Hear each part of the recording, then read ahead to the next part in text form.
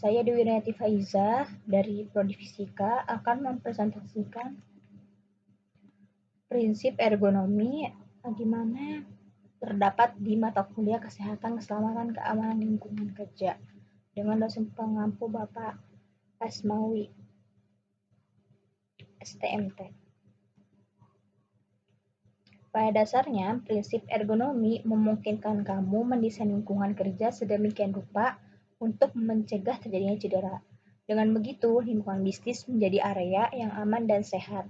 Pada dasarnya, prinsip ergonomi memungkinkan kamu mendesain lingkungan kerja sedemikian rupa untuk mencegah terjadinya cedera. Dengan begitu, lingkungan bisnis menjadi area yang aman dan sehat. Hal yang perlu diperhatikan. Yang pertama itu, menjaga postur tetap netral.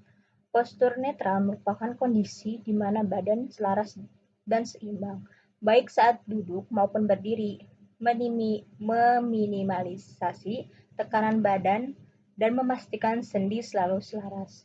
Dengan begitu, tekanan pada otot, saraf, serta tulang pun sangat minim sehingga orang yang bersangkutan dapat memiliki kontrol dan memproduksi kekuatan secara maksimal. Dan yang kedua, mengurangi kekuatan yang berlebihan. Mengeluarkan kekuatan berlebihan merupakan salah satu faktor risiko dalam ergonomi.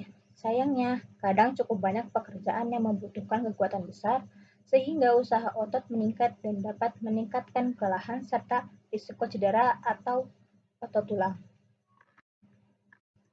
Yang ketiga, hindari gerakan berlebihan. Gerakan repetitif sudah pasti menjadi salah satu faktor risiko utama dalam ergonomi. Cukup banyak pekerjaan yang gerakannya memang berulang serta berada dikontrol oleh target produksi per jam atau per hari.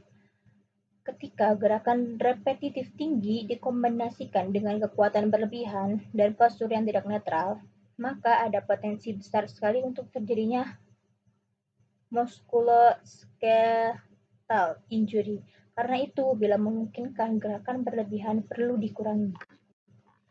Sebagai catatan, suatu gerak masuk dalam kategori repetisi tinggi bila berulang dalam rentang 30 detik.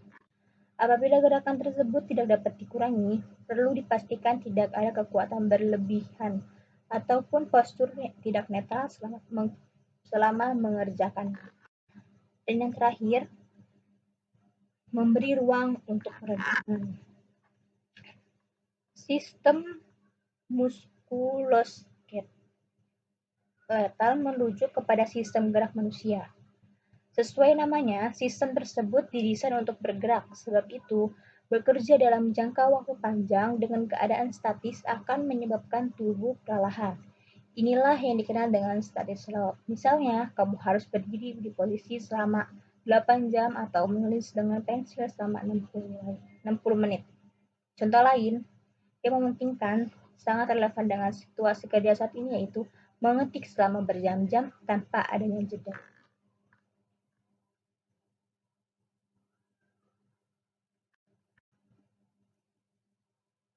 Ergonomi yang tidak baik adalah kontributor utama terhadap kecelakaan kerja akut ataupun yang terbentuk seiring waktu. Kecelakaan akut akibat kurang baiknya ergonomi kerja, misalnya cedera tulang belakang karena mengangkat benda dengan teknik yang tidak tepat. Belum lagi pekerjaan yang mengharuskan seorang melakukan gerakan yang sama dari hari ke hari. Seiring berjalannya waktu, bila pekerja terus melakukan gerakan yang tidak ergonomis, akhirnya dapat muncul rasa tidak nyaman, cedera hingga disabilitas. Contoh lainnya, pekerja sering kali duduk atau berdiri di waktu yang lama. Apa saja keuntungannya dari ergonomis itu? Yang pertama, meningkatkan produktivitas. Makin ergonomis workstation yang dimiliki seorang pekerja, makin nyaman pula ia melakukan pekerjaannya. Tidak ada tekanan yang tidak perlu, baik fisik maupun mental. Tidak ada juga postur yang kurang baik berkat baiknya desain lingkungan kerja. Dengan demikian, pekerjaan dapat dilakukan dengan mudah dan nyaman. Dengan menurunnya tekanan, risiko cedera, serta meningkatkannya kenyamanan dalam bekerja, umumnya produktivitas seorang juga turut meningkat. Yang kedua, menghemat biaya. Perlu diingat, setiap kecelakaan kerja yang terjadi merupakan tanggung jawab perusahaan. Sebab itu, penerapan prinsip ergonomi sebetulnya berkaitan erat dengan penghematan biaya operasional. Seperti yang telah diketahui, melalui desain lingkungan kerja yang ergonomis, kita berupaya untuk menjadikan para pekerja lebih sehat dan terhindar dari cedera. Dan yang terakhir itu meningkatkan kualitas kerja. Dengan memperbaiki lingkungan kerja, para pekerja dapat bekerja secara lebih efisien. Selanjutnya, kualitas dari pekerja pun makin baik. Selain karena pekerjaan dapat dilakukan dengan efisien, peningkatan kualitas kerja juga didukung oleh performa karyawan yang jauh lebih sehat dan merasa nyaman saat bekerja. Terima kasih atas waktunya. Sekian dari presentasi saya. Wassalamualaikum warahmatullahi wabarakatuh.